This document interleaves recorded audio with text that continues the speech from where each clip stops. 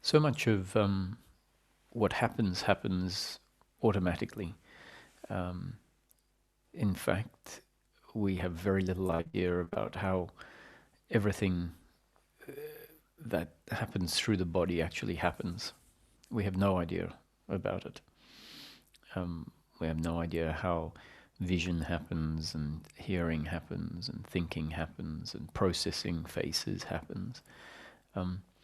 What we really have is the end product. We have awareness of a world that has been processed, and all of the functioning of the human being happens in the same way. What I mean by that is not in our control, not our doing. However, as part of that not our doing, a psychological relationship to everything has been put in place. And that psychological relationship is, oh, I am doing all of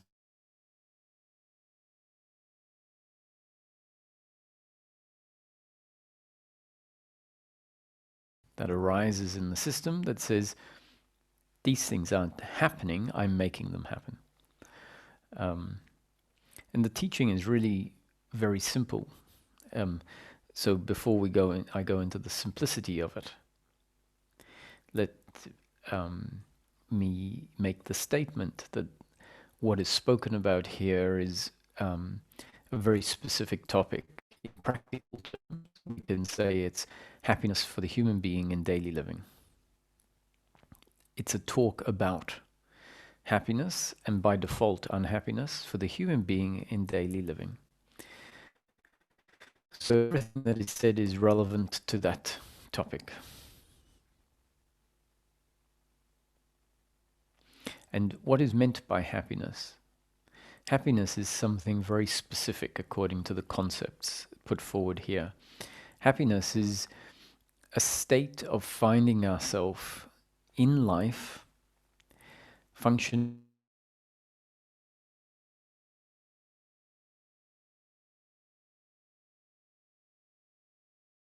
the opposite of peace of mind, which is a struggle and a whole set of psychological movements, a noisy mind.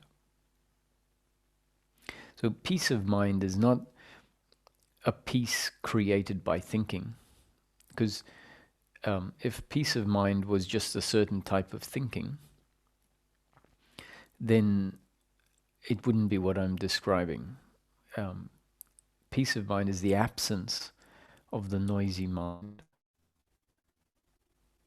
So peace of mind means a quiet mind, a silent mind, a still mind.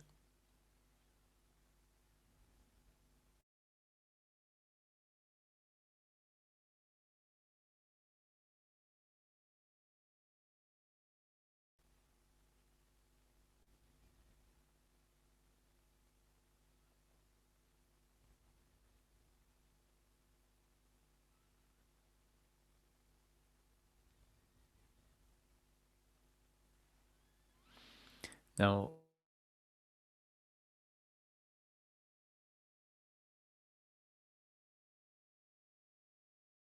still mind, it's just a description of peace of mind. Peace of mind is the absence of the noisy mind, the psychological mind. The thinking mind is the specific word used in the teaching, the thinking mind.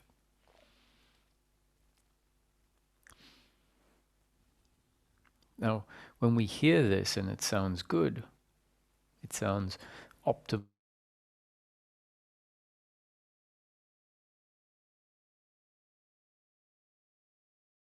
That in places, oh, I want that. And so, in a way, if I were to ask, so what are you seeking? Why are you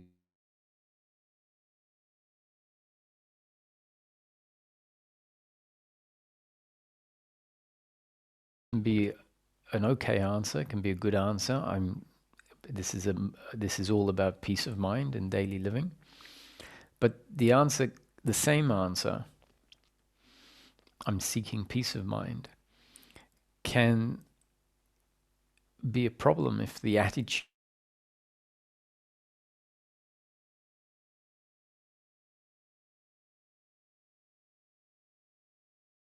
there is no peace of mind, then that is no good. So the description is not there in order for us to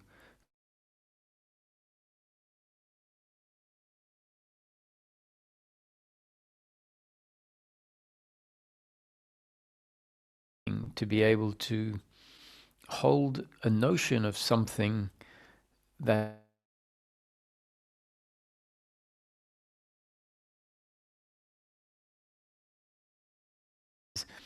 um, uh,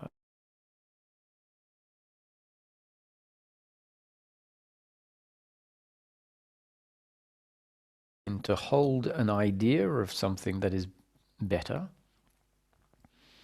and not insist on it being yours.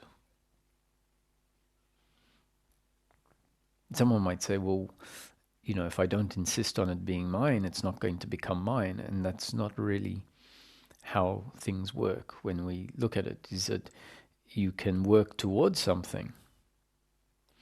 You can think about something and realize that as soon as I turn it into an insistence, it becomes an expectation. And hopefully we will realize that one of the forms of suffering is expectation. So as soon as our seeking for peace of mind becomes an expectation, we are dooming peace of mind.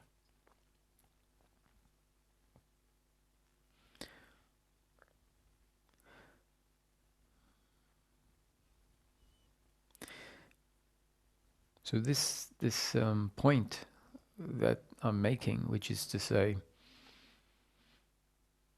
there are many concepts in the teaching that we can say, oh, that is relatively better than some other description in the teaching. And be careful not to insist on that being your experience. So the teaching is very simple in that it says life is going to unfold in each moment one way. And it's not in your control. And you can have attitudes. We do have an attitude towards what happens in life. And it can be one of two attitudes. Either there is an attitude of attachment to outcomes, which we can say is part of our attitude of personal doership, or there can be the attitude of non-doership or non-attachment to outcomes, which really means the attitude of doership and attachment has fallen away. So I'll go back to the description. Life in each moment is going to turn, is going to arise, is going to be one way. So that's the statement. That's the presupposition in the teaching. And the teaching says, well, that's very obvious when we start to see life with a certain, free of certain conditioning. It's very obvious that life is just happening. It is turning out in each moment one way. And that's the only way it can turn out.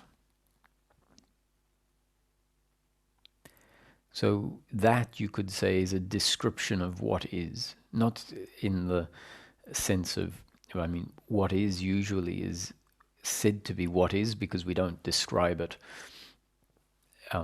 this way or that way. It just is. So I'm talking about, I've put a description on life being, life in each moment will turn out one way. It can't turn out two ways.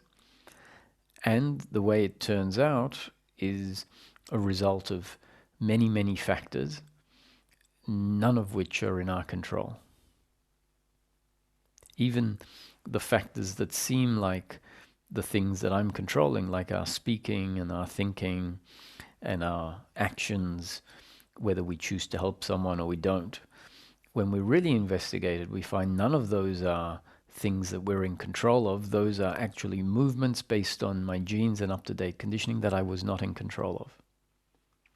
And therefore, the speaking, how can I say it's in my control if it results from two factors and only two factors, and both factors are not in my control? So it requires us to get given these pointers for us to think about. And if they hit a certain way, then our thinking about the topic changes. And until the pointers are received or given, they can't be received if they're not given, until that happens, then our current line of thinking seems to make sense, so it carries on. So, reiterating again, life is this continual changing experience. We are part of the experience. We can call life an unfolding, and it is in each moment unfolding one way. We can say it is unfolding according to destiny, or it is unfolding according to the predetermined creation. And we are part of the predetermined creation. Now, there's the two attitudes, the attitudes of attachment and personal doership, or the attitude of non-attachment and non-personal doership, which is really where the attitude of personal doership and attachment has fallen away. Now, the attitude of personal doership and attachment basically says, life shouldn't be like this in this moment. I shouldn't have done what I did. And I need life to turn out a particular way in the future.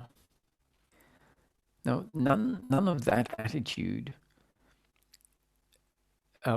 is in alignment with the statement that says life will in each moment turn out one way, and that way is not in our control. So it's really saying, it's like, life has happened. At least that's the attitude we have to it. It can't be different. It can only be different hypothetically. It's like, if you did this, then it would be different. If I did this and I didn't do that, then things would turn out different. That's all hypothetical. And the problem is, we think that our thinking makes sense. We go, well, I could have done something differently. And I'd say that's based on a misperception of how life unfolds, a misperception of what it is that functions. We couldn't have done things differently. We are a complex instrument that finds itself in a complex environment, and because of all of the positioning of everything, the output is exactly the way that it turned out. So this notion that we say, oh, I could have done it differently, would require us to have been different entities, or find ourselves in a different situation. Essentially, what happens in each moment is telling us, it is the expression. What happens in each moment is the expression of how everything comes together in the previous moment. And so if you changed one little thing in what comes together in a particular moment, then the output is going to change. The expression is going to change, maybe minutely, maybe drastically, to represent how things actually are in the preceding moment. What I mean by how things are, it's how the human being is that reacts with the environment it's in.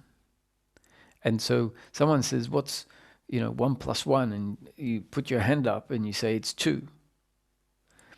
Now, that was a happening. Why? Because the environment was the question, what is 1 plus 1? And that was received by the instrument and processed, and the answer came out. And so someone could say, what's 5 plus 6? And you say 11. So once again, there's an environment and the reaction of the body-mind organism to the environment, which in this case is a question, and an answer comes out. Now, let's say we hear what is 5 plus 6, but the question actually is what's 5 multiplied by 6. And the wind or something meant that our ears didn't hear the question correctly. And so we say 11, which is the wrong answer to the question, what is 5 times 6? And so if the wind was different, then the environment, the circumstance we find ourselves in is slightly different. There's no wind, let's say. So now the question, what is 5 times 6, gets received. And the answer comes out 30. And so if we look back and say, I should have listened better, that is assuming that there is someone that is functioning on their own volition, rather than seeing that there is the wind, which is part of the mechanical movement, and there are the ears, which are a machine as well. And it happened exactly the way it happened. So after we get a result of something, you pick an investment, and it goes down, and we say, I shouldn't have picked that investment. I should have picked the other one. I was thinking about the other one. And we think, because I was thinking about the other one, I could have picked the other one. What we need to look at is that our risk appetite, all of the information that we were provided about each investment, the whole situation was processed, and the output wasn't just a random output according to a choice of an individual. It was an output as a result of a very complex instrument computing the situation as it was. And so company A was picked, and when we say, I should have picked the other one, what we're saying is it was a bad result, and I don't like bad results. So it would have been good if I picked the other one, because it might have been a better result. It may have been a worse result, we don't know. But the important point is to see, I couldn't have picked it differently. Because in the moment, the output of picking A was a result of processing all of the information we had through the system that we were. And bang, out came the decision.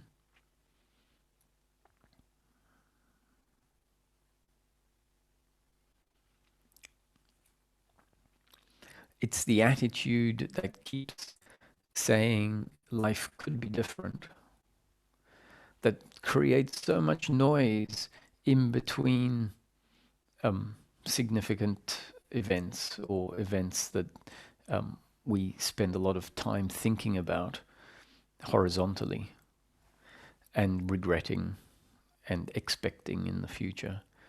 And if that thinking just starts to slow down, because we go, it couldn't have been different.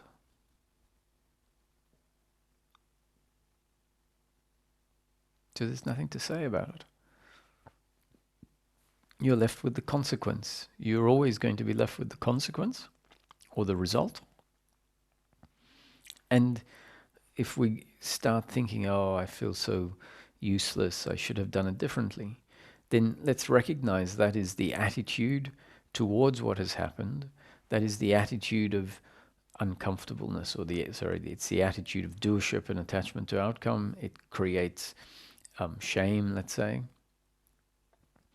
regret, and that shame and regret adds an extra load of suffering on top of the pain of the situation.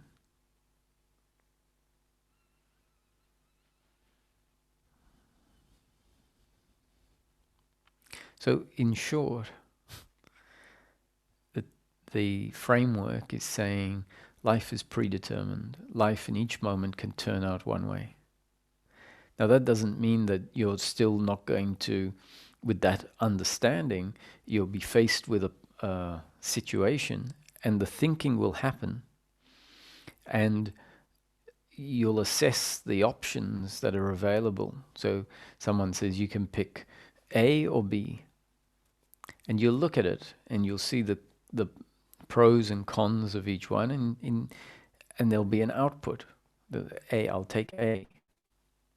But so that will still happen. So if we have this attitude that says life is predetermined, that doesn't prevent the thinking in the moment that makes a decision from happening. That is part of what is predetermined.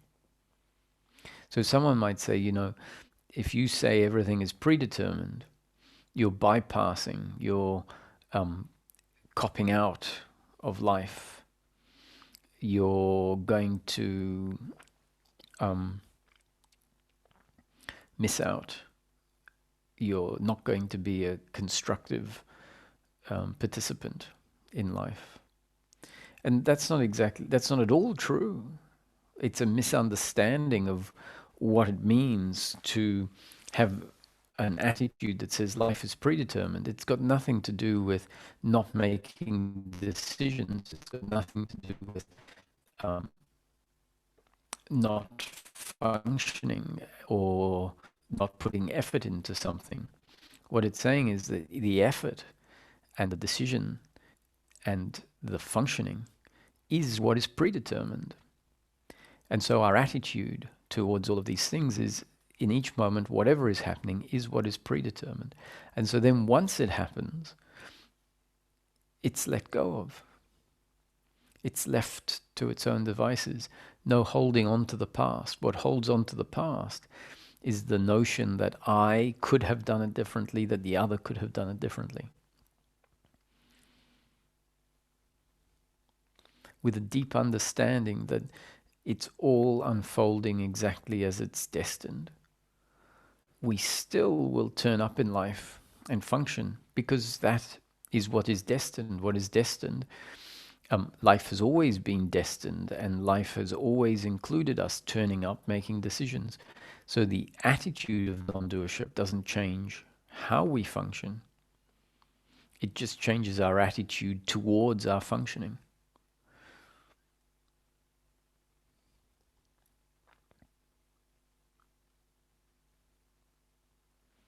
And because it's all unfolding exactly as destined, then it means that there isn't a me and the other that are the orchestrators or the controllers, the doers of what happens.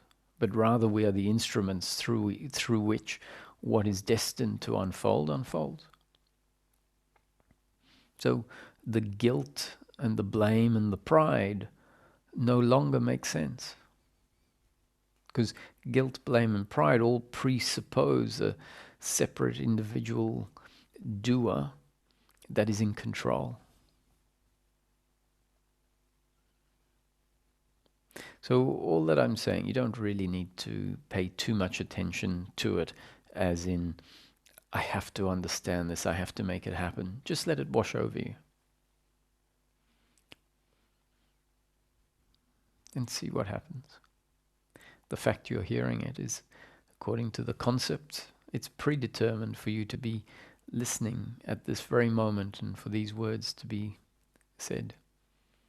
And the changes are already happening because, as I mentioned, so much of the processing is done without us having a clue what is going on.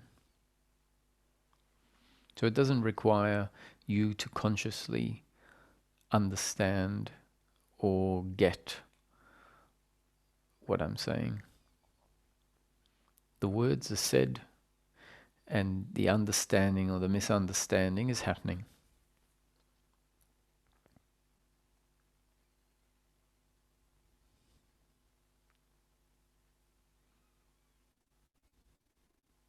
The analogy that I would use in relation to everything is unfolding exactly as it unfolds, especially in relation to our suffering, if there is, so there are two layers of life. One is what we could call circumstance, or the biological layer, the layer of circumstance and biological reactions, which are really part of the circumstance. And on a circumstantial level, life is pleasure or pain. Pleasurable if it's in line with your biological preferences, painful if it's not in line with your biological preferences, which really means the things you like versus the things you don't like. And your preferences are not something you choose. Your preferences are something that are put in place in them. They exist in a particular moment. So you might, when you're tired, you might really like sleep. When you're not tired, you might not really enjoy having a sleep. You won't be able to, let's say. And that's always changing. Your preferences in each moment are changing. So something is either pleasurable or painful. And then there is the layer of your attitude to the pleasure or pain. And the attitude is either one of peace of mind or suffering on top of the pleasure or pain of the moment. Now, both those two layers, one is circumstantial, the other is attitudinal. The circumstantial essentially is pleasure or pain, financial pleasure or pain, physical pleasure or pain, or emotional pleasure or pain. And the attitudinal level is either peace of mind or suffering. Suffering will be guilt, blame, pride, worry, and expectation.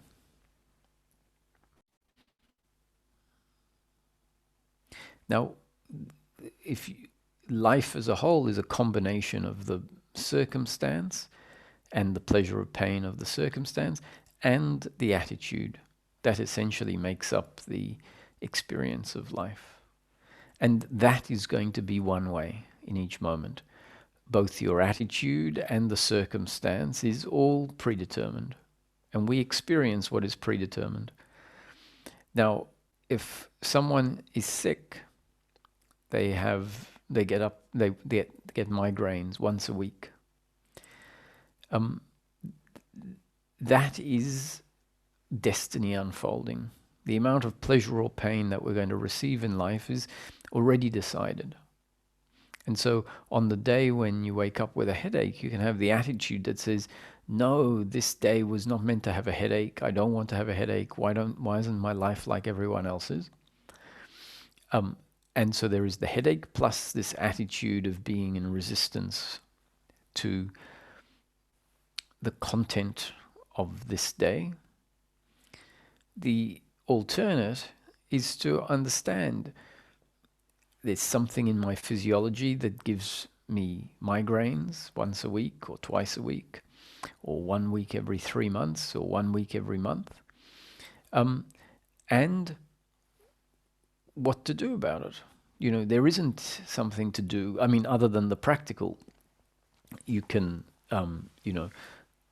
stay in a dark room. You can check out different medications. You can try and change your diet. By all means, do what you can to improve the situation, but understand once you've done what you can, the outcome is not in your control. And to the extent that you keep insisting that it changes by trying everything under the sun without realizing it seems like I'm just destined to experience life this way for 1 day a week or 1 month, 1 week a month, or whatever it happens to be. And a day is made up of sunlight hours and non-sunlight hours. It's just how it is. So for you to be asking for there to be sunlight when there is no sunlight, attitudinally, while the sun is not there, you're resisting the fact that it is dark, and you're wanting it to be sunny, is just futile. And we don't do it because we understand that it's destined for there to be a certain amount of daylight hours, and it's destined for there to be a certain amount of non-daylight hours. And so there is an acceptance that, yes, the sun is going to go down and it's going to get dark. So we don't resist it. And our experience of life can be seen the same way. We may have a whole range of different ways of feeling in life. Some of them are pleasurable and some of them are not pleasurable. And on top of the pleasurable feelings and the not so pleasurable feelings, maybe some emotional, painful feelings from time to time. We might see things on the news that make us feel sad. Some people might do things that make us feel emotionally irritated or angry. So that's pleasurable or painful. And then on top of that, there is our attitude. And the attitude might say, I don't want to feel sad. I don't want to feel angry. I want to, find life humorous. And it's a bit like saying, I don't want these hours to be night hours.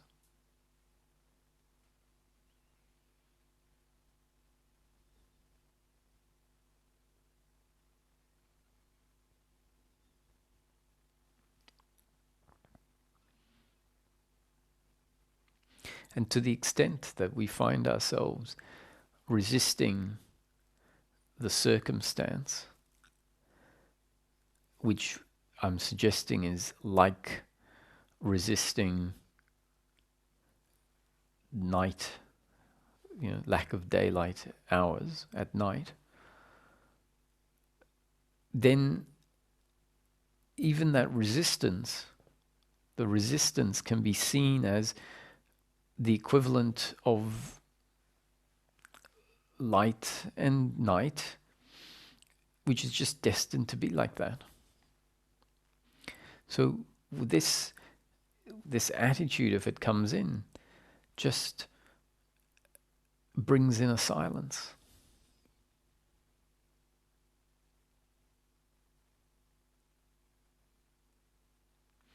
You don't go round when it's dark having to think about the fact that it's dark and it's dark because it's night.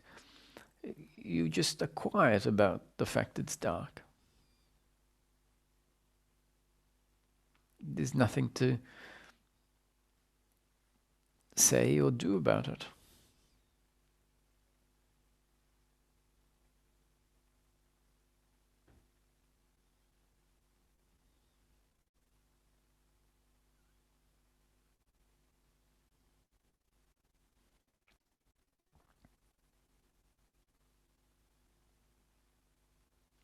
So none of these things I'm saying are prescriptions. If you go back and listen, you'll maybe realize that even though it sounds like a prescription, where I say, there is nothing to say about the circumstance being a certain way.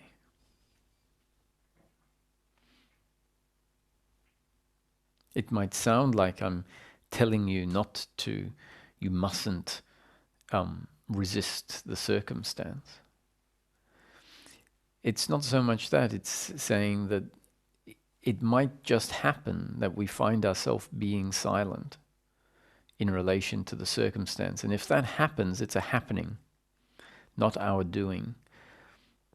And in the same vein, just because I'm describing a quietness towards circumstance doesn't mean that there won't be a noisiness towards the circumstance. And that's why I'm including the possibility of being quiet towards the noisiness. And even that is not saying, okay, you have to be quiet towards the noisiness, but it's a description of what might happen. There might be quietness towards the noisiness.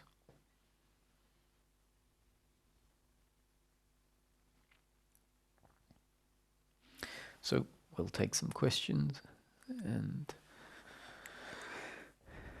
go from there.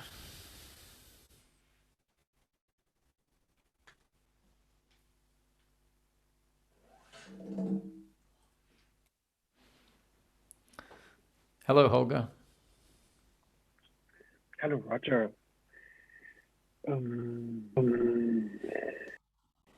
You speak about that everything is concepts. All the things we think about are concepts, and the only truth is I am. Yes, that's right. And this is so amazingly beautiful because this I am is the peace. I mean, this I am.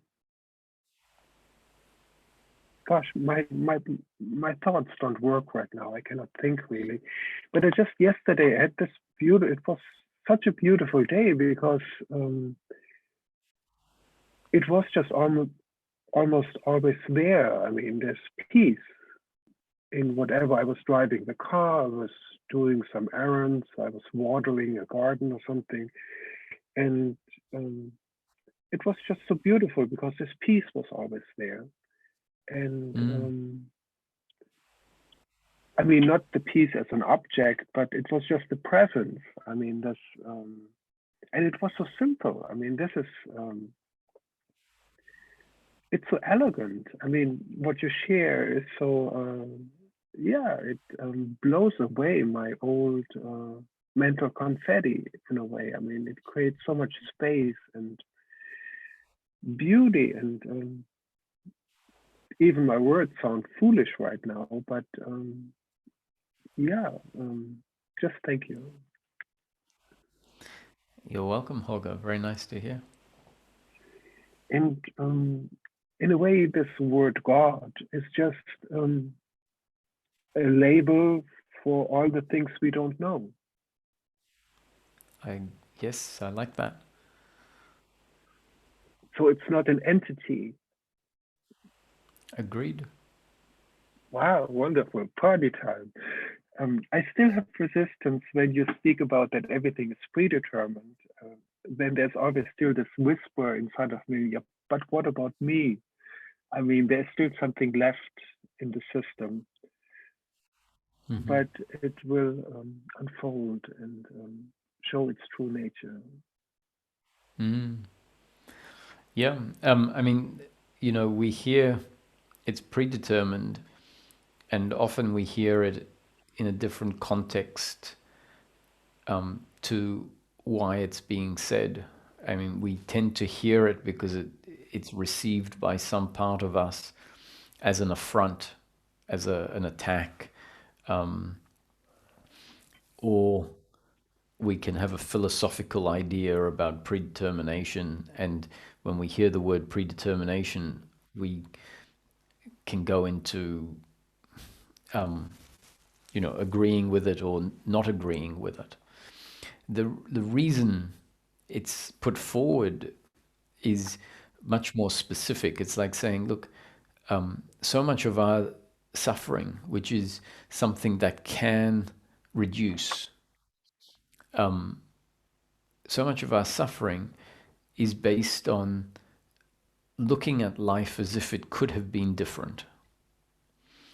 And we get to see plain as day, when it becomes plain as day, that there is this whole layer of thinking that says life could be different, should be different, blames the other, blames oneself, feels fear about how the future will turn out. And that freedom is the ending of that commentary. And so if we look at that, we leave predetermination out of it for now, And we see that so much of our suffering that can fall away is a commentary about how things should be and could be different. And when it falls away, the attitude towards what has happened, even though we're not saying anything about predetermination or anything like that, the attitude is just silence, right? It's the absence of saying it could or it should be different. It is just being with what is, which means not resisting what is psychologically, and we're just going with the flow. And so there isn't anything in that attitude about predetermination. However, when we look at that attitude clearly is saying that there is an understanding that life can't be different, that it's, or rather, there is an understanding that it's completely pointless to have a commentary about what has happened, a commentary that says it should be different. And so the predetermination is introduced as a concept to describe the happening of life in a way that maybe allows us to be silent towards what has happened, and to be silent towards what might happen. So the only reason that predetermination is brought in is because it is a description that is accurate enough, and more important, it's not so much about it being accurate, but more importantly, it gives us a capacity to visualize life in a way that we tend not to have seen it, like a story unfolding. And then maybe through that visualization, be quiet. That's the only reason it's really mentioned. And the word predetermined also exposes, again, this fictitious me. Because this me feels upset because, hey, what about me? I mean, I'm here, the doer, the decision maker. It's fascinating.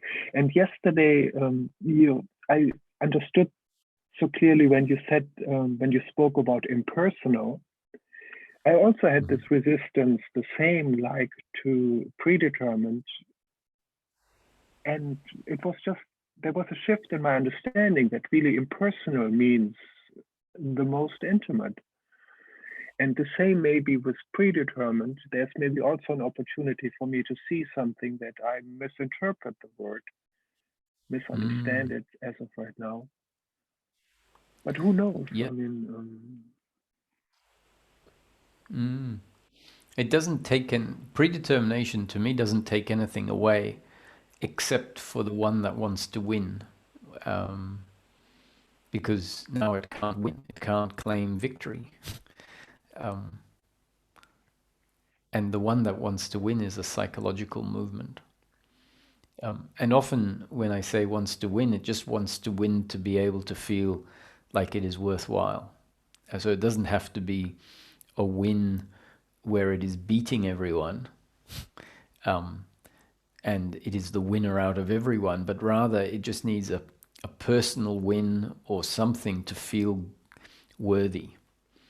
And I suggest that when the unworthiness gets dissolved, then the need to win, to be able to claim victory, dissolves with it. It's like, but when the unworthiness is there, we need a solution to it, which is not really the solution, but we think that, oh, if I feel unworthy, then I must do something worthwhile, and then I will feel worthwhile. And that, unfortunately, that never solves the problem. In fact, it keeps reinforcing I am currently unworthy, and so I need to win in the future. And so that's really saying I'm currently unworthy. Whereas actually, we just need to find that that narrative falls away. And then we are just silent. And silent means we don't know whether we are worthy or unworthy, because the unworthiness is contained in the thinking. So when we are silent,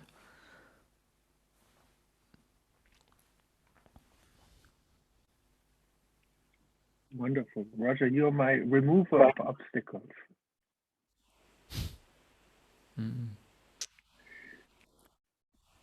Thank you. Bye-bye. thank you, Olga.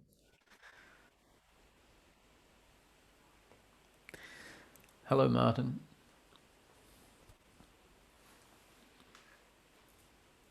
Hi, Martin. Hello, Roger. Can you hear me? Yes, Hello? I can.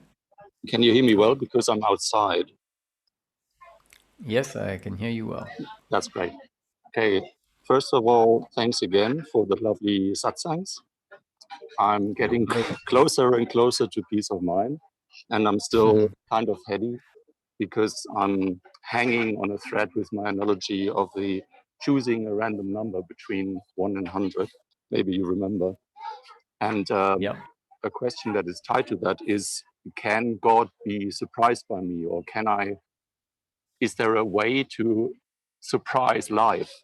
Because if life is God and if life is predetermined, then life must be rather bored, because it doesn't have any surprises anymore. It knows what's going to happen.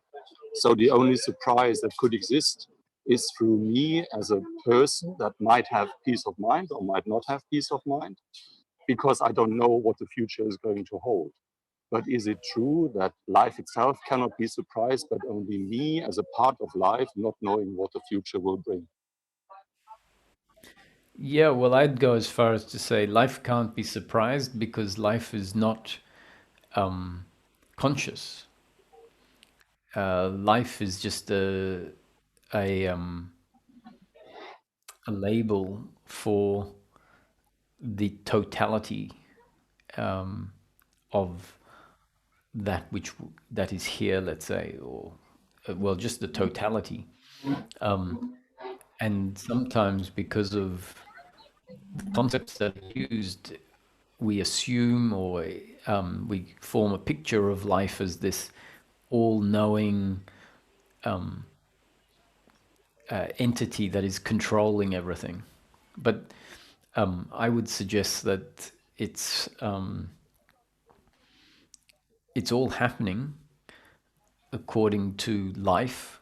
But what if we just look at life as not conscious of what is happening? And then we are part of life, we are aspects of life, and the consciousness of life happens through each of us. So the surprise has to happen in the conscious aspects of life, which are the human beings. And so it's often said that life has created the manifestation so that it can be aware of itself. In the unmanifest, it isn't aware of itself. And so then it's like life expresses the manifest so that it can know itself. Now, from that perspective, from that point of view, at first it sounds like, oh, well, as soon as life becomes manifest, then all of life knows itself because it is manifest, not unmanifest.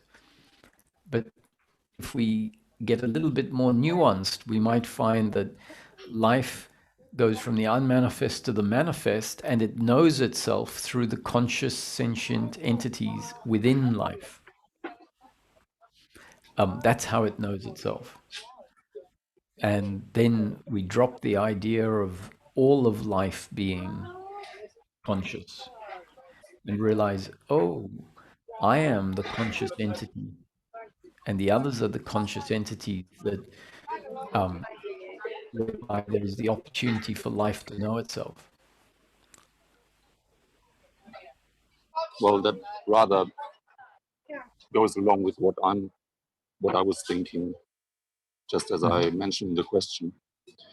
So another question I have is actually once again tied to the example of meeting God and asking him or her or it if or him, her, me, it asking me to pick a random number between 1 and 100, and there, let's say there is no consequence if I pick 2 or if I pick 99, and the inconsequential nature of this fact of being able to choose, is that true, or is it a fact that if I choose 2 it has consequences instead of choosing 99? Because if there is no consequence as far as choosing 2 or 99 is concerned, then that would be a kind of freedom that has nothing to do with predetermination. It doesn't mean that life isn't predetermined, but there would be a kind of revolutionary liberty to do something that has no consequences, and therefore is a kind of freedom that is kind of superimposed on the predetermination.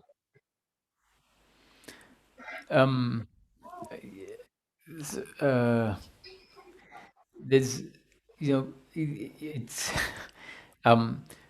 predetermination is not the opposite of freedom, whereas it seems like your question is coming from a presupposition that predetermination lacks freedom.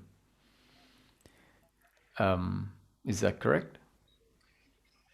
Maybe you can go on talking, because I can't answer this at the moment. I'm not really sure if my stance is what you're saying. Yeah.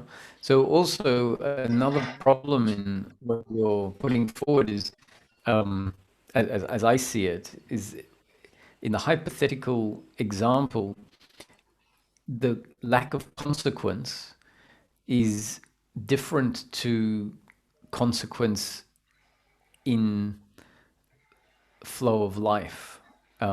So it's the consequence you're talking about is where God says you pick whatever number, and there is no consequence to whatever number you pick.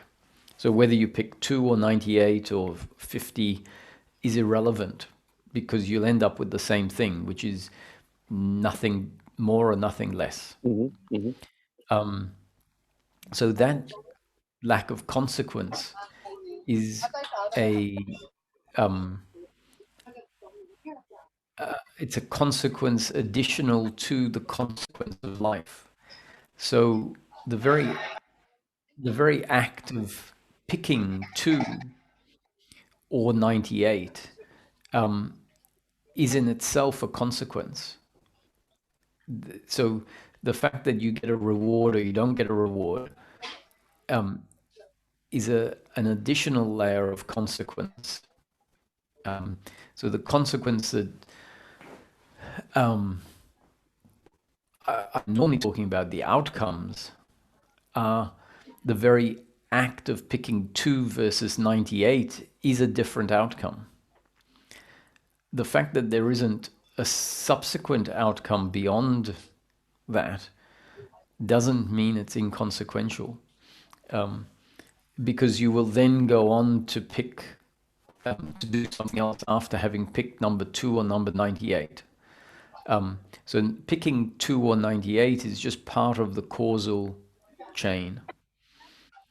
And then whatever comes after it comes after it. So I can't help but think that somewhere you've got yourself tied up in a way of seeing one of the concepts or something, and it's creating a confusion. So you're seeing it in a way that is not, let's say, as the framework describes it. And now there's this thought experiment you're having. I'm not sure what the relevance is if there is no consequence. I think it's a kind of last frontier for me, because I'm totally going along with the concept. I love the teachings, and I don't know if it's my doer who tries to create a scenario that kind of makes me a revolution figure in the movement. I have this feeling that I want to experience the last frontier, because if this doubt is gone, then I can finally find peace of mind.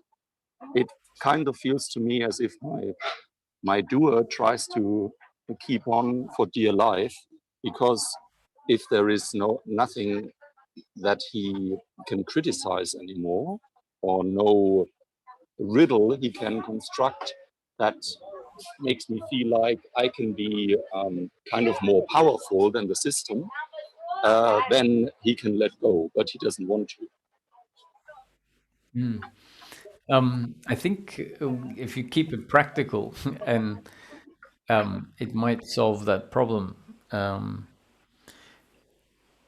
because if you come back to daily life, we're faced with a situation, and there's always a consequence.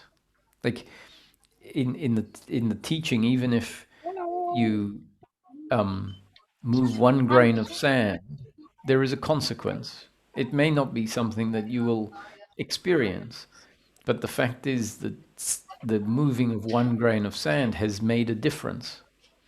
It might not be a difference that is registerable by the body-mind organism, but it doesn't mean that there isn't a difference that has been made. So you've got me all you've got me tied up, because I'm not sure what the question is about. I think maybe I can help out. I think the question, I think you kind of answered it. I think if I know, not with an intellectual knowledge, but rather with my heart, if I know that choosing 2 or 98 is a consequence in itself, then this last freedom, I think, or this kind of liberty I constructed falls away. The difficult thing for me is that it really feels like there is a freedom, if it has no consequence, that is outside of the realm of the teachings.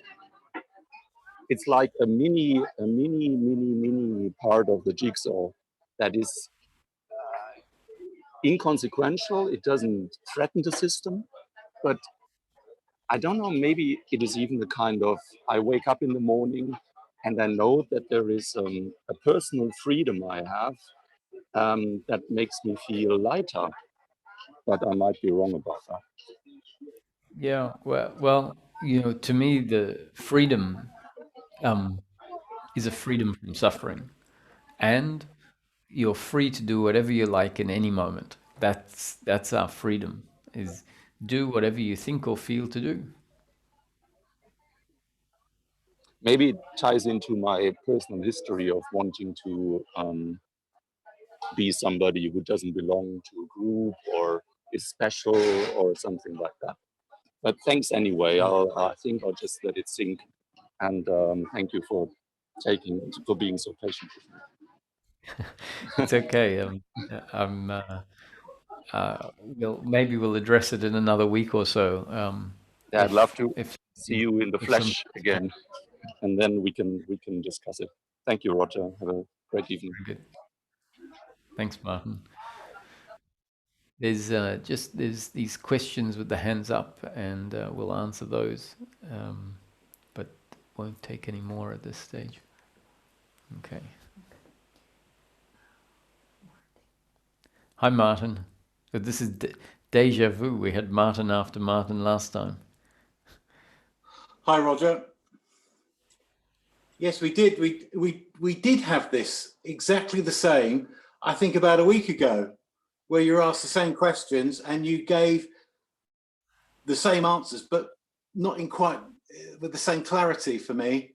I don't know if it's going to help or not, but Martin is actually answering his own questions with another question or a statement. What he actually said was, it's the user in me, the doer in me, that wants an answer to this problem. And it's a problem that's created in his psychological mind. There is no problem. But the problem is, he expressed that he thought there was a space somewhere outside of the teaching where this problem could exist. He is a doer attached to an outcome. If I do this, if I choose this number, there's got to be an outcome. No, there doesn't have to be an outcome. It's just life unfolding, Martin. And who is asking this God whether he wants you to choose a number or not? It's just a psychological problem that he is creating. And there is nowhere outside of the teaching. The teaching is, this is life, life unfolds. It's all predestined. That's the teaching. And you experience that unfolding as a result of your genetic makeup and your up-to-date conditioning. There is no other way you can experience it. For me, anyway. I don't know if that helps or not, but I want to tell you something, Roger. Something quite extraordinary. You know, we're talking about the dropping towards the riverbed, and it has been the last couple of weeks. I was actually sat in Teignmouth, which is a seaside town in Devon in England, yesterday afternoon on a bench. Why am I here? Why am I here? I don't get it. I used to be so happy, and well, I've got peace of mind now. Yeah, I understand that, you know, the outer circumstances of my life are not in line with my old preferences, but perhaps they're in line with my new preferences. And I was sat on this bench, and a young guy walked past. He's about 21. He looked at me, and I looked at him, and he smiled. And I smiled back, and he walked off. And I just thought, I am not the doer. I didn't make that happen. It just happened. So I got up, and I went back to my car, and I was fiddling with my phone. In fact, I was answering a message from a friend up in another part of England. I finished that. I looked up, and a young guy walked past in his, I don't know what we call them, tracksuit bottoms, and he dropped something. As he took his phone out, something dropped out of his pocket. And I looked, and I thought, what is that? Is he... So I walked over, and I saw it was big notes, pound notes, and it was about 60 quid. And I just shouted to him, hey, mate, hey, you've dropped something. And I went over and I picked it up, and it was 60 quid, which for 60 pounds for other people in the rest of the world, it's not an insubstantial amount of money. You could buy a good dinner for 2 people for 50 quid, let alone 60. So he walked back and he said, I said, look, you've dropped this. He said, oh yeah, wow. I said, well, here you are. He said, thank you very much. He said, but you didn't have to do that, did you? And I said, well, perhaps I did. He said, well, do you think I need to get a wallet or something? I said, well, it might be a good idea. Or perhaps, like I say to my sons, always put it in a pocket where you've got a zip and a button, because that's what my mum used to say to me. And he said, you know, I'm so grateful, mate. I can't believe you were so kind. I said, well, that's okay. You have a good evening. And none of that was my doing. I was not the doer. And I just did what I did. He said, you didn't have to do that. And I said, perhaps I did. It was just a aha moment, an absolute aha moment. It was amazing. And, you know, there was somebody saying the other day, you know, they're depressed, they don't want to be here. That I was like that as well. But this teaching is permeating into my everyday life, how I experience life and my attitude to life. And I cannot thank you enough. And if that helps anybody else, then great. It's quite extraordinary. He said, you didn't have to do that. You could have put that in your pocket and I would never have known. And I said, well perhaps I did. Perhaps yeah, I think very nice. Do you get that, Roger? Yeah, I do get it. I think it's great that you're sharing it. And also I was talking to you about my teacher the other day, my old teacher. You're my teacher now. And I said, we were having a conversation. And I said, oh, but Roger, I understand, but Roger Castillo. And he said, oh, fuck Roger Castillo. You know, listen to me. And I said, well, you know, you don't know anything about it. And anyway, we've had an exchange of emails, and he's just lost the plot. There was somebody else the other day talking about a therapist in a therapy session smashing up the room, you know, when they're on medication and not in a very good place. It's almost like that. It's anyway. He's just acting from his genetic makeup, was up-to-date conditioning. He can't do anything else. And but he's anyway. Thank you, Roger. Rambling a bit now. Just thank you so much. Thank you, Martin. I'm glad that you're seeing it drip in like this. That's very good.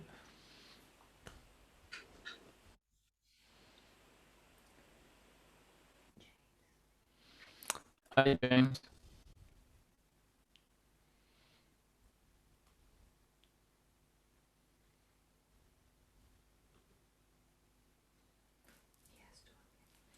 I think you might be muted, James.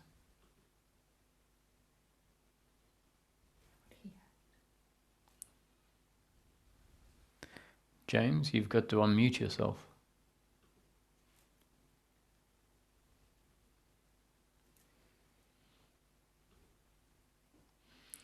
All right, we'll go on to the next caller. Hi, Schumann. Hello, Roger. And yeah, thank you very much for the talk. It helped such a lot. And as I say, more than I consciously realise, I feel. I just wanted to say it's probably an obvious fact, because at one level your teachings bring a lot of peace, but it goes against our westernized society, where we are, for example, I was listening to a talk by Ramdas who was talking about marriage, and he described in more traditional India, when you got married, it was an arranged marriage.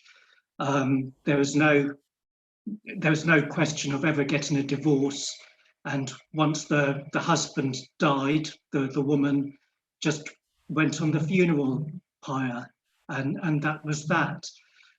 And the way you described it, it sounded very peaceful, because that's just how it is.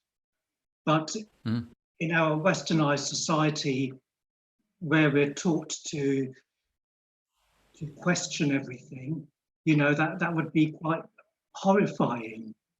And you know, and in the 19th century, I think the great thinkers, they questioned everything that which was probably formerly sacred, was just made put under the scrutiny of the microscope. You know, you're allowed to question everything about our society.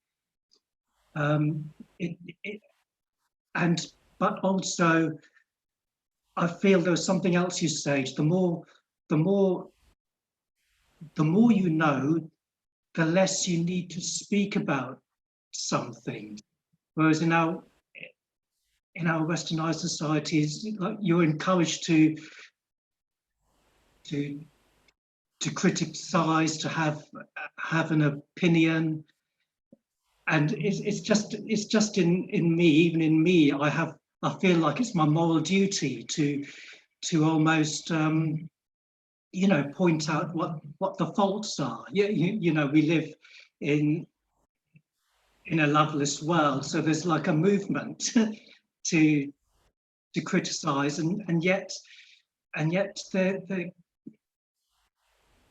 yes, and yet there's the peace. I think what I'm trying to say, it sounds silly, like for example, we as humans, we seem to have made such a mess of the world. We've created so much suffering, there's so much poverty and things like that. And if, for example, if an alien came to look at us, I'd feel a bit embarrassed. I'd say, I'm so sorry, we've made such a mess of things here. But in saying that, there's that sense of doership, like I'm responsible, you know, as a member of the human race. Even in spirituality, I feel that by becoming more peaceful, or by having more self-knowledge, I am changing the world. But that sounds very arrogant. But there's that movement. Mm-hmm. Mm-hmm. Mm.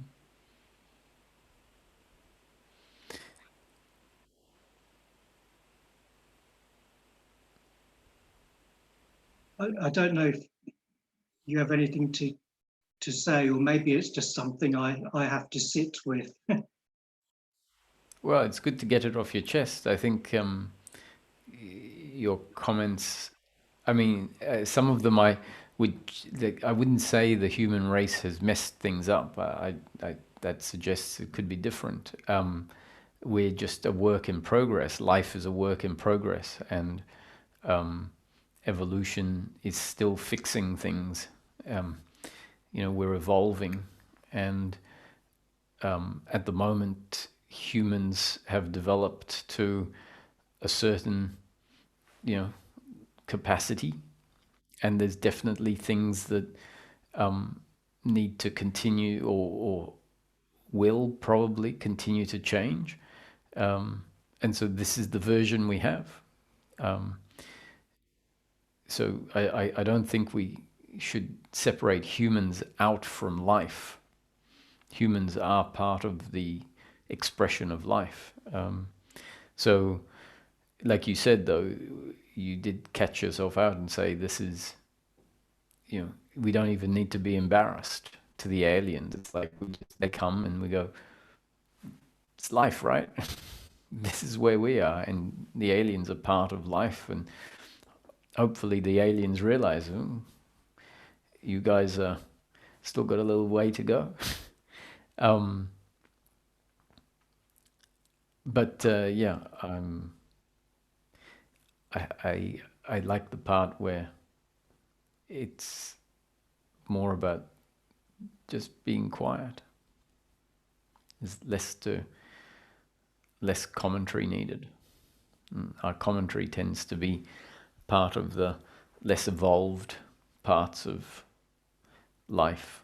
So the quieter we get, we could say things are moving in the right direction. What you say rings true, because I find that what comes out of the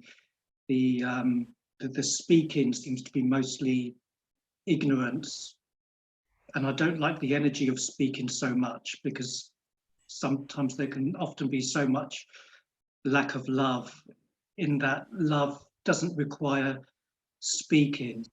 I think the only contradictory thing in me is that in our westernized society, we are encouraged to try and be progressive, and if we don't say something against ills, it can be seen as quite reactionary. It's embedded in our culture.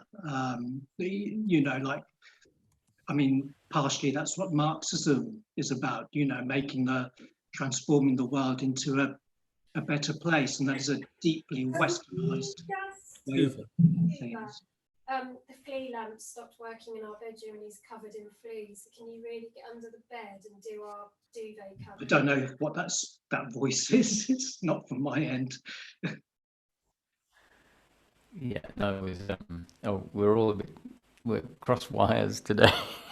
It's one of those, yeah, it's, it was from outside. So, yeah, there we have it, Schumann. Yeah, we're encouraged to resist, and we can all have a little revolution inside of ourselves, hopefully, where less and less of that happens, where we see that what society tells us is not necessarily the most evolved way of living. Yeah, Thanks for dropping in. thank you very much. Yeah,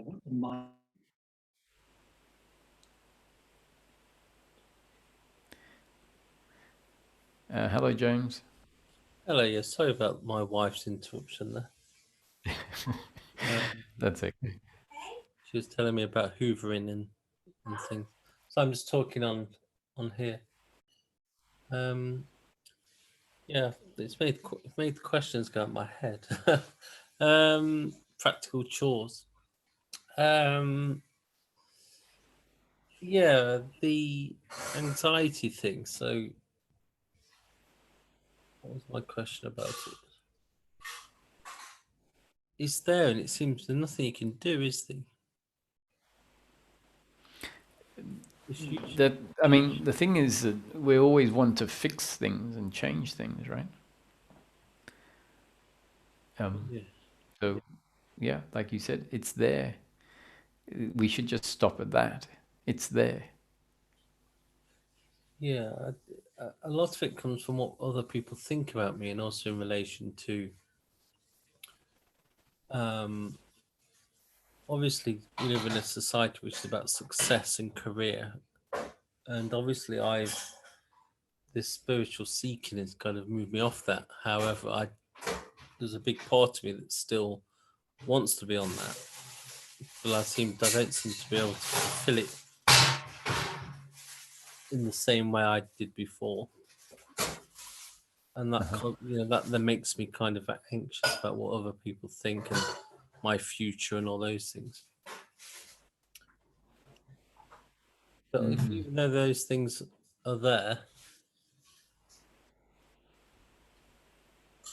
yeah, there's nothing you can do, is there? It's kind of just there. That's right. Life might change it, and then if life changes it, then things will arise differently. But yeah, for as long as it arises, it's just there. So then the best thing is, for your attitude to align with that. So if we realize, well, okay, I'm not choosing to be anxious. If I was choosing, I would choose not to be anxious. So the anxiety is just like a headache. And the truth is someone will resist a headache as well, but the fact is it's come on and it will go away, all as destined, meaning not your doing. So we need to reframe how we look at our state, and to the extent that we can become detached from, not involved, less interested in things being different, then the irony is that is more peace. So it seems like, the fact I can't do anything about it is really bad news. If we really get it, then we'll just shut up. and that's peaceful. The anxiety itself is because there is involvement in outcomes. That's what the anxiety is stemming from, is a much deeper unconscious involvement in outcomes. So to the extent that we start being quiet about the anxiety, it means we're not involved in the anxiety. And so that non-involvement may well penetrate down to the root and undo the involvement. If we interact with our anxiety with involvement, how do I change it? It shouldn't be like this. What does this mean about me? That's exactly the same attitude that is at the root of the anxiety. And so we can't expect it to end up changing at its root if we continue to relate on the outer levels with the same problematic attitude. So if we really realize there's nothing we can do about it and be quiet, that is the introduction of the attitude that may well dissolve the attitude at the root of the suffering. Yeah, what seems to be tricky though is that the headache seems to be less of me as a person, whereas the anxiety seems to be more who I am. You know, there's more of an identification with the anxiety, and that also links into this idea of the future outcome to be successful or famous or those things, and not being happy just with the ordinary existence.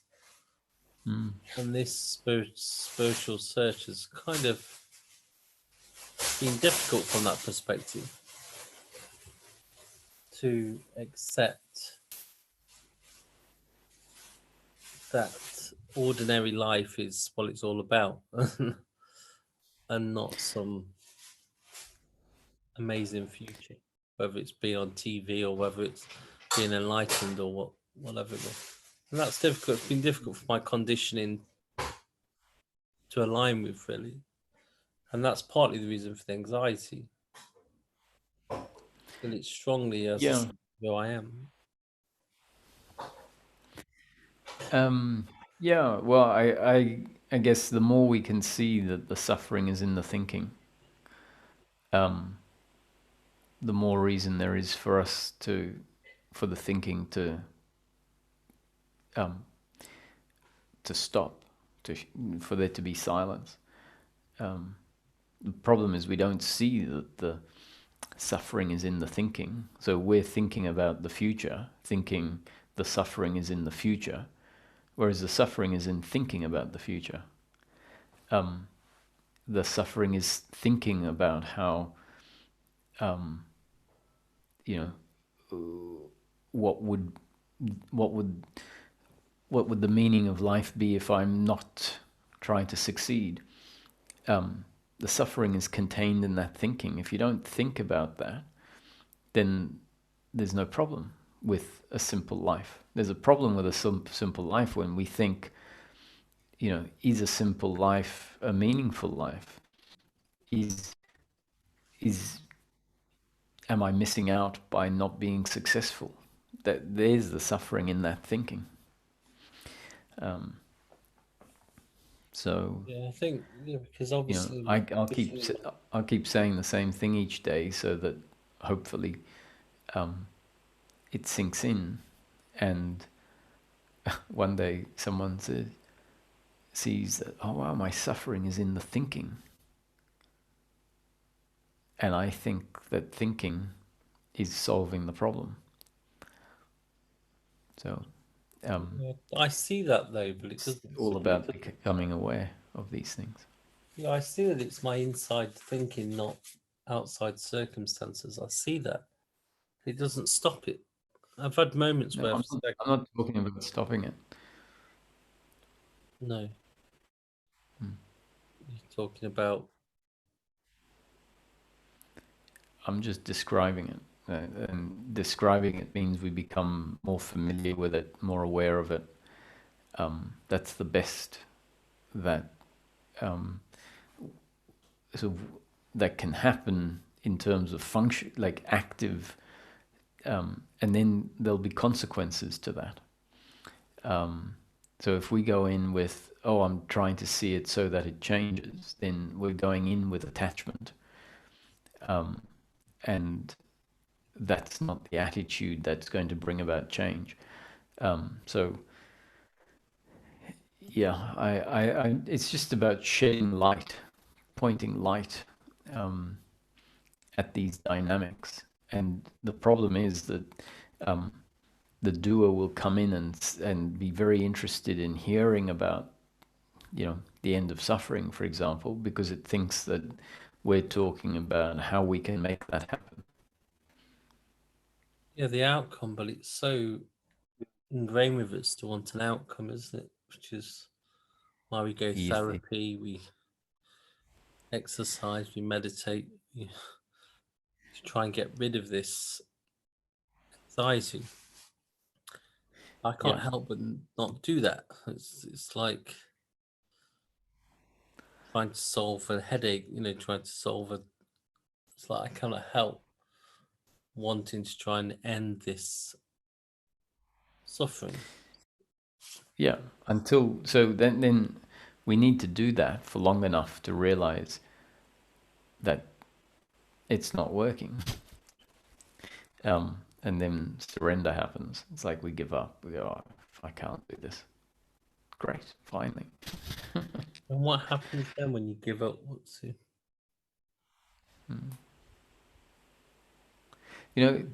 To someone, if someone suffers from fairly intense forms of suffering or acute forms of suffering, and I'd say, have you considered that it's going to be like this for the rest of your life, potentially going to be like this for the rest of your life?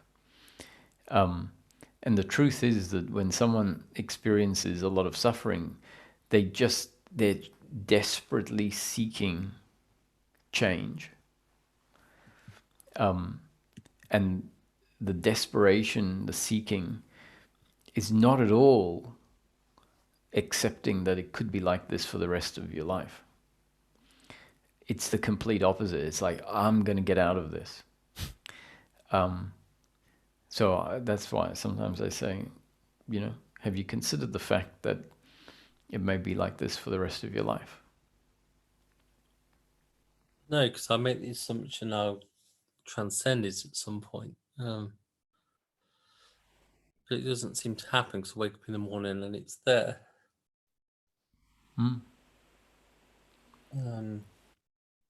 Every day. So,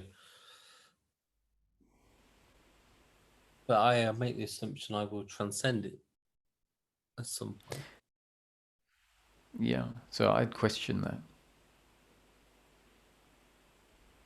In what way you accept? Well, as I said, I would consider that,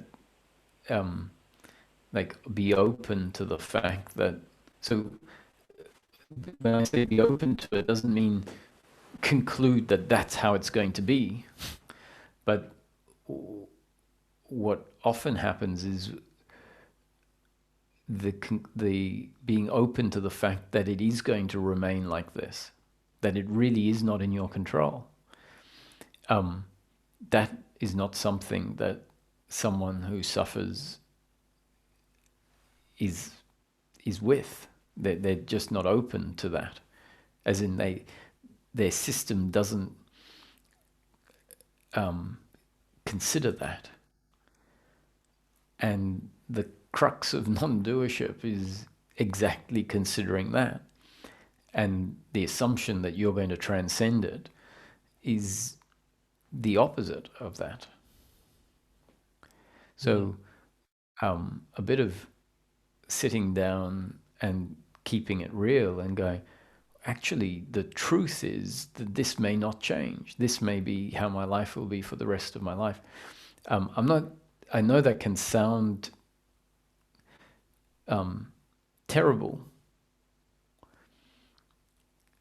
but the point is that someone who's suffering a lot hasn't done that. They haven't considered it in their seeking. I'm going to do this. I'm going to get rid of this. I'm going to go to enough retreats or listen to enough satsangs or do enough therapy to sort this out. And so the doership is very strong. And I think it's Alcoholics Anonymous. If you always do what you've always done, you'll always get what you've always got. And so if I say to someone, have you considered that it will be like this, maybe like this for the rest of your life? And if they've never really sat down and considered it and allowed that to permeate in, maybe it's, if you always do what you've always done, you'll always get what you've always got. And so they've always not considered that. And what have they got? A perpetuating of a cycle that hasn't worked. So maybe do something different. Yeah, that's the same as me assuming it like in my 20s, I was certain I'd become world famous or become prime minister, or, you know, really certain that great things would happen in the future. And I still haven't come to the terms that, you know, ordinary life would just be the case for the rest of my life. I mean, when I say ordinary life, I mean just average, run-of-the-mill ordinary life. I still don't believe that. I believe that something miraculous will happen, and I'll do something amazing, and that's the same thing, really. But I suppose So it's, maybe that's the opposite of surrender. what do you mean, sorry? Having these, you know, these wishes or intentions or hopes, or yeah, and not being open to its opposite. Maybe that's the opposite of surrender. Maybe opening up to the opposite and really admitting that the opposite is just as likely, if not more likely, than what you're wishing for. There's an irony, because this anxiety is kind of stopping it as well. Whereas what would happen in my early 20s is that miraculous things did happen, so I could easily get into the zone then, and I had no anxiety. I could get into the zone and things would happen. And I wish to be able to get back to that, but I can't. And so I've kind of gone into a more, and I used to have a sense of superiority to the ordinary world. I used to kind of see the ordinary world as kind of like the masses and ordinary people, and me being some kind of superior person. Benign, but superior. Whereas now I feel like just an ordinary person. And that comes from the anxiety. I did do quite remarkable things in my early 20s, etc. So that's kind of what's happened. And so then there's all this seek to get rid of the anxiety, to kind of to go back to that moment when, that point in my life when I was very ambitious and very successful. But I can't. I'm kind of locked in this. Yeah, we can't. I don't know. I have to keep saying it. Life's going to turn out in each moment exactly the way it turns out. Let's get our attitude in line with that, and stop with the attitude that is not in line with that. And that's a description, not telling someone you should do it. It sounds like I'm telling you to do it. I'm trying to make the point that the teaching is saying life is one way. The teaching is saying we have an attitude that says, oh, maybe if I think hard enough, it'll be, I'll be able to control life. And that's suffering. And so the teaching says, maybe one day we'll find that our attitude aligns with it's this way, not like it was 20 years ago. It's fresh each moment. This is it. So that's the teaching in a nutshell. Yeah, it's totally being totally aligned and happy with the moment, isn't it? Which is all there is. And happy means like neither involved, or it just means there's nothing to say about the moment. Yeah, the problem is it's a self-image thing, isn't it? Wanting to be someone in the world, and to be the self-image of who you are in the world. And I have an inner negativity of being seen lacking or failure or those things. And the frustration that people don't see this.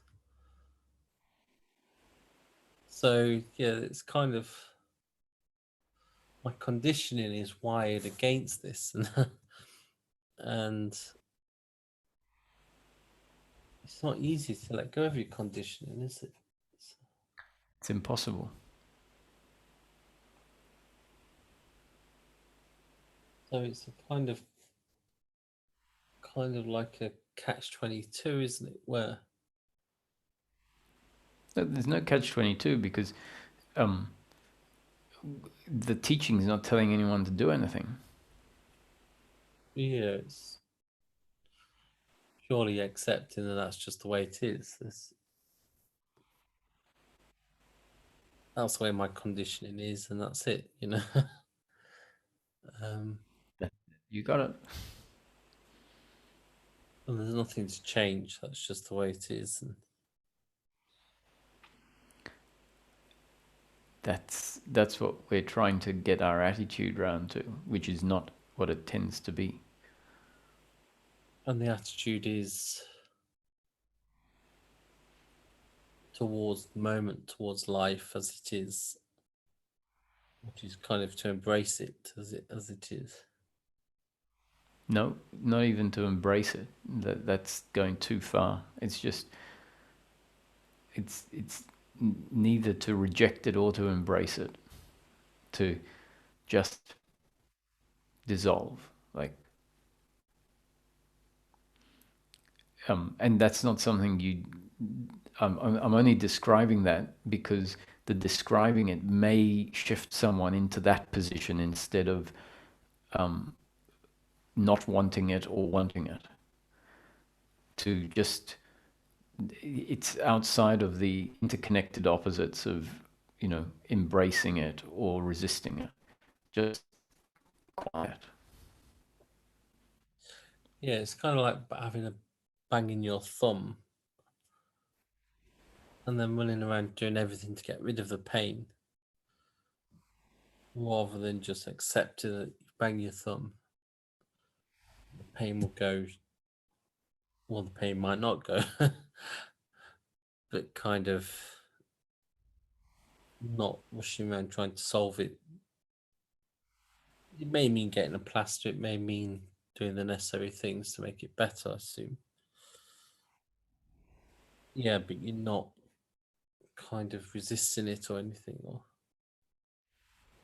why is it more difficult? So see, I can do that with a bang thumb. I'm not going to run around and panic, and I'm just going to go, oh, I'll bang my thumb. Well, that's a bit of an irritation, and then pan up. But with the anxiety, I'm not like that. I do, well, not so much run around, but metaphorically speaking, I do. Why is it different? Why cannot I apply my thumb approach? The reason I say my thumb is I banged it not long ago. So the same as the anxiety thing. It's just different, right?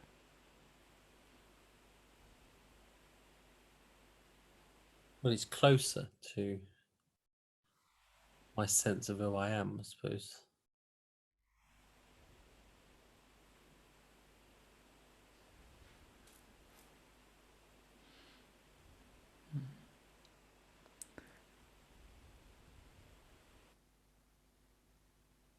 Yeah, it's kind of just there, isn't it?